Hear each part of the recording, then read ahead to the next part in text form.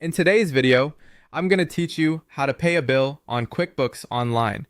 Let's walk through a clean, reliable way to record a bill payment so your books stay accurate and up to date. Start by signing in to your QuickBooks Online account. From your dashboard, go to the top left and select the plus new button.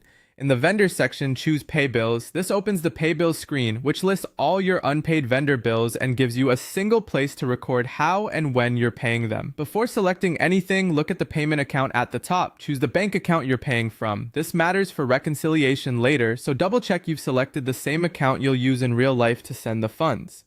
If you manage multiple bank accounts, take a second to confirm the correct one based on where the money will actually come from. Now select the bill or bills you want to pay by checking the box beside each one. You'll see the amounts that are due, and QuickBooks will prepare to record those payments against the selected bills. If you're paying more than one bill at once, that's fine. Just check all the ones you intend to pay from the chosen bank account in this session. Next, complete the payment details. Enter the payment date. This should be the date the funds leave your bank or the date on your check, so your cash balance and vendor aging reflect reality. Choose the payment method that matches how you're paying, such as check, cash, or ACH. Pick the option that aligns with the actual movement of money because it affects how QuickBooks tracks and, if applicable, prints the payment. In the reference number field, add a check number or a confirmation code if you have one. This field is optional, but it's very helpful for tracing the payment later.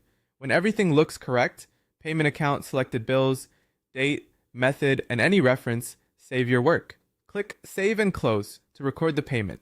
If you're writing a paper check and want to print it immediately, choose Save and Print instead to open the check printing window and finish that process right away. Once saved, QuickBooks applies the payment to the selected bills and updates their status to paid.